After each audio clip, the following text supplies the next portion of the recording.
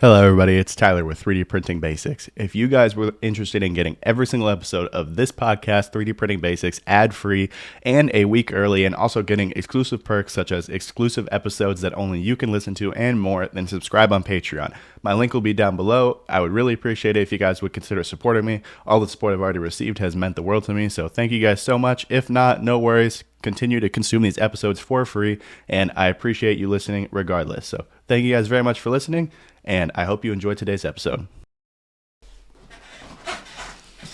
Hello, and welcome back to 3D Printing Basics. This is episode number 102, and in this week's episode, we are going to be talking about some common mistakes that beginners make when 3D printing that are messing up their prints, but they don't necessarily know. There are definitely a lot of reasons when your prints fail. There are different factors that play into things, different print settings that could be incorrect, different filament settings that could be incorrect. Your environment plays into it. There's so many different factors that often as a beginner, it's hard to kind of zero in on which one is exactly being the problem. And so in this week's episode, we're going to be going over some common ones that beginners like myself and like yourself, if you're watching, might not quite be in the know or have it be at the front of their mind that, oh, this could be a problem. And we're just going to go over them so that way you can kind of be aware of these issues when your prints start to fail, because no 3D printer is perfect. You definitely will have print failures. And if you're struggling to find a reason, then maybe one of these reasons could be the problem. So with that being said, let's just go ahead and get right into it. So the first and most common problem that I want to address is something that I struggled with for a long time, mostly because I didn't even realize I was doing it. And that's going to be touching the bed too much, the print bed that is, with your hands. Whether you have a glass print bed, whether you have the magnetic sheets, the PEI sheet, the PEX sheet, the cool plate, it doesn't matter what print surface you use.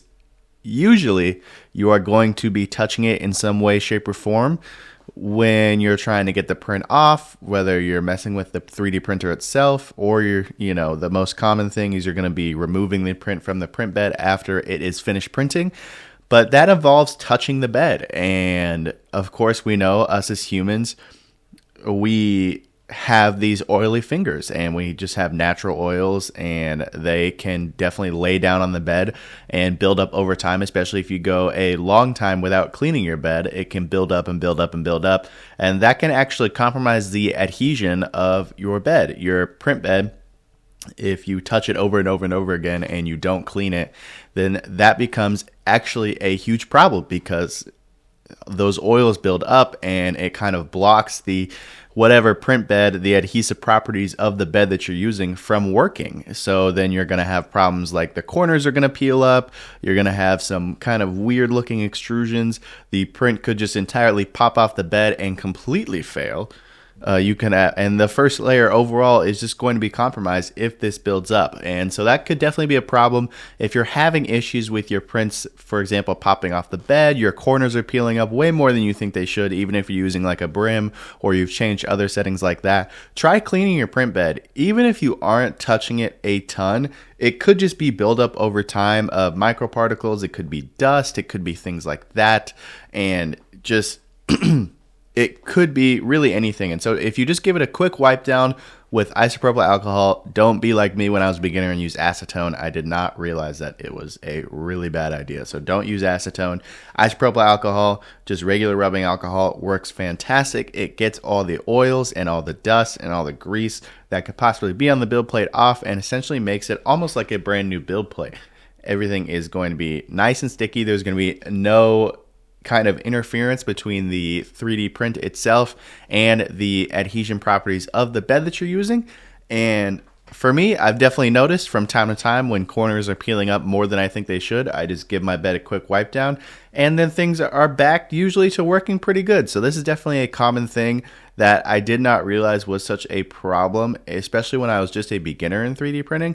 But it's definitely something to look into. Make sure you're not regularly, but if you're having some issues, just try cleaning your bed and see if that works. It's a simple thing to do.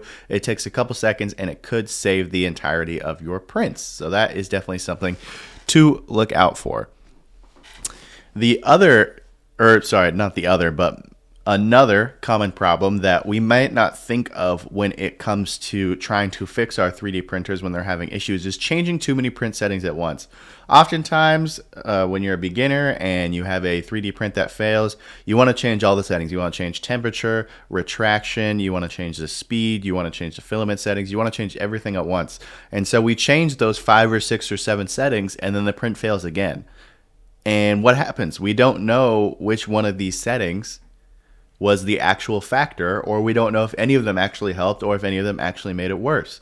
So it's definitely important that if we're having some real issues with the 3D print, like we are not getting it good to save our life, and we've decided that changing some print settings is going to be the best way to kind of get around this and see if we can fix the problem. Make sure you're only changing 1, maximum 2 settings at a time. And if you're changing those 2 settings, make sure they're not tied inherently together, like filament temperature and bed temperature.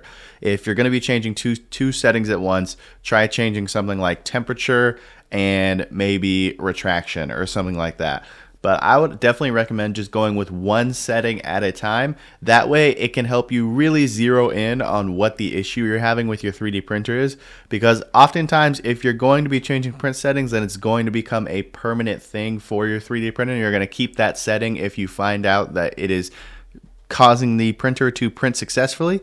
So definitely make sure that you are just changing 1 setting at a time. It's going to take more time than if you're changing a bunch of settings at once, but it will save you time in the long run because you will be able to completely zero in and figure out exactly which settings is going to help with what.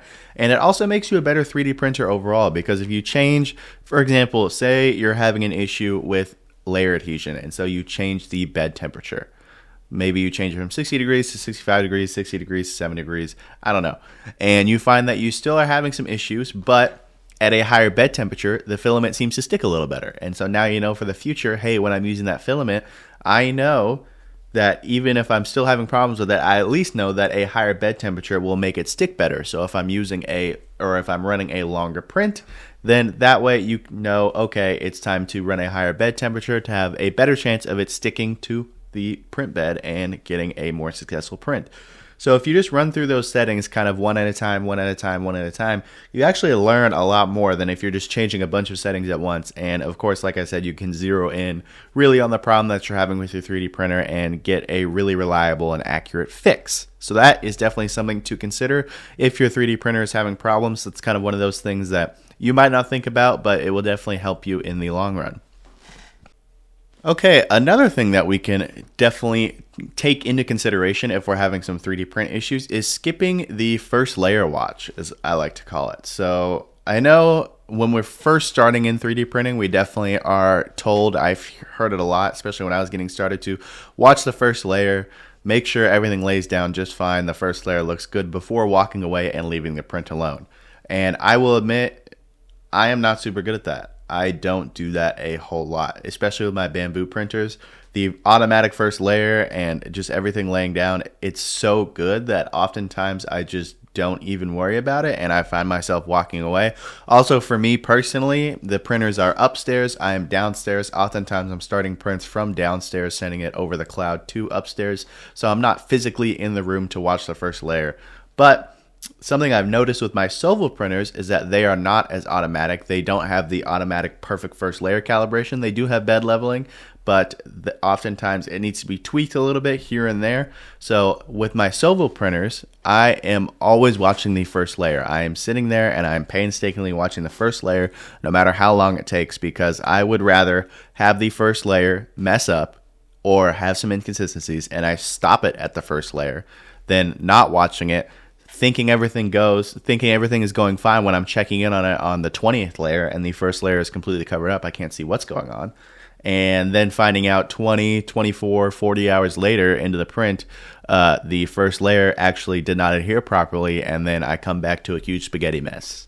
So, that is something where it takes a little bit of time to do. It really does not take a long time, 10, 15 minutes at the maximum, and it could save you so much time and so much stress and a lot of filament material, which means you're saving money, in order to have these successful 3D prints. So that's definitely something that I am definitely big on. I want to kind of hammer that home.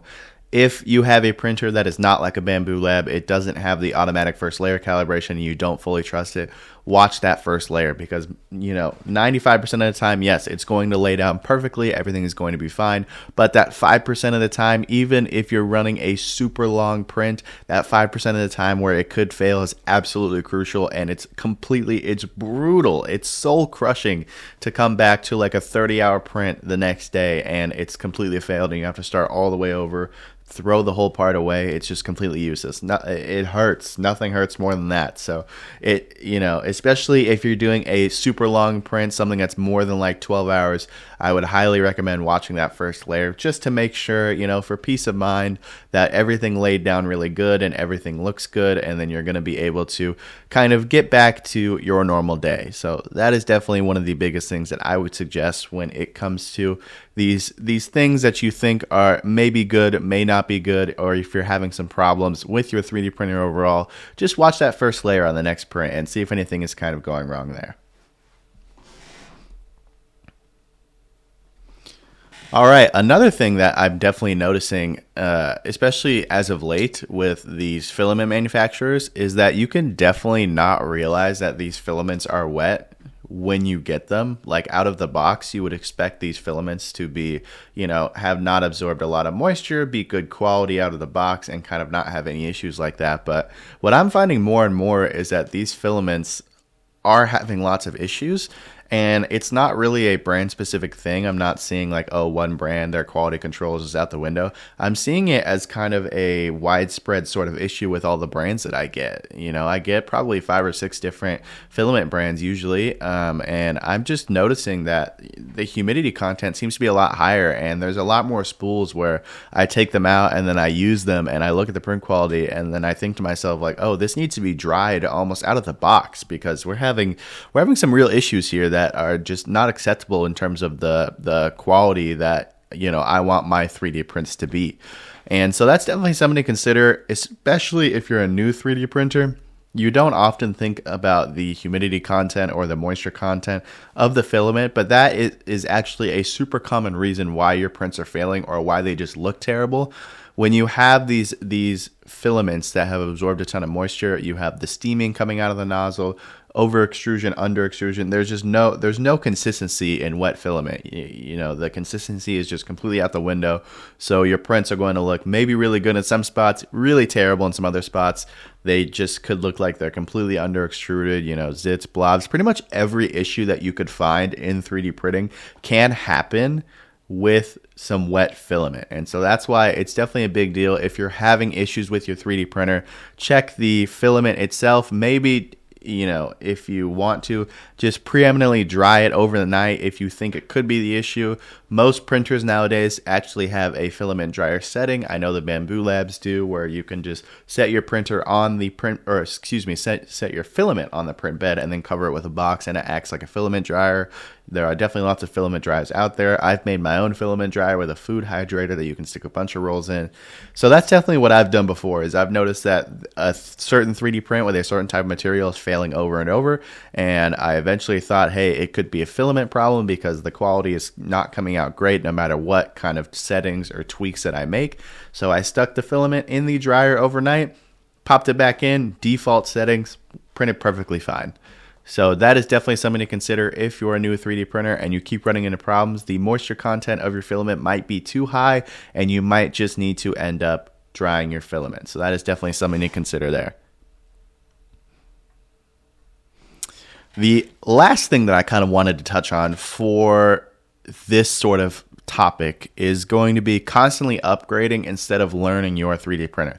This isn't nearly as much of an issue as it was back in, when the Ender 3 was super popular and it was just upgrade. On a personal note, I actually relate to this because I first started with an Ender 3, and before I was probably even a couple months in, I hadn't fully learned what 3D printing was. I didn't fully understand it, and I immediately went to upgrading, the Creality Ender 3. I got the metal parts. I can't remember. I think it was the metal hot end, the metal Bowden extruder, and something else too. I think it was the bed, but I can't totally remember. It was a long time ago. But things like that is what actually doomed that printer from the start, because I installed those upgrades incorrectly and I didn't know until, I was just running prints over and over and nothing was turning out right. And so I just kind of chalked it up to a broken printer and I sold it for, 15 cents on the dollar, because I just wanted to get rid of it and get a better printer, and I thought the printer was a problem. Now, of course, knowing everything I know now and looking back on that experience, what I should have done is use the printer as it was, completely stock, and really learn the ins and outs of it, kind of how it worked, what it likes to do, what it doesn't like to do, common print failures that it has, before just jumping right into the upgrades and trying to make it a better printer. Because in trying to make it a better printer, I actually made it a worse printer, and I never thought that the upgrades would be the reason that it was failing. And so it never crossed my mind that could be an issue, and I ended up getting rid of the printer because of it. So, that is definitely not a super common error anymore, or not something that is super common to come across unless you have something like an Ender 3. But I would say if you get a 3D printer, don't rush immediately into upgrading it. Use the printer stock for however long you feel you need to really become familiar with it and kind of get to know its habits, its tendencies, before you jump into upgrading it, because that'll make it a lot easier to diagnose the upgrades themselves as a problem, rather than kind of just not knowing what's going on and not understanding the inner workings of the printer itself. So that is definitely something that can come across, not as much anymore, but definitely still something to think about. And with that being said, that's all I have for you guys today. I hope you guys were able to learn some things that maybe you didn't know before about why your 3D prints could be failing and what to check. I would definitely say the biggest thing is to clean your print beds if you are having some print adhesion problems, because those fingers, they are oily, and if they build up over time, then they could definitely cause some poor adhesion on your print bed. But yeah, thank you guys so much for listening. I hope you guys enjoyed this episode. If you wanted to support me and get these episodes ad-free, as well as things like exclusive monthly bonus episodes like these fellows right here are getting, then feel free to head over to my Patreon. There's a link down below, and I would really appreciate any support. But yeah, thank you guys so much for listening, and I'll talk to you next time.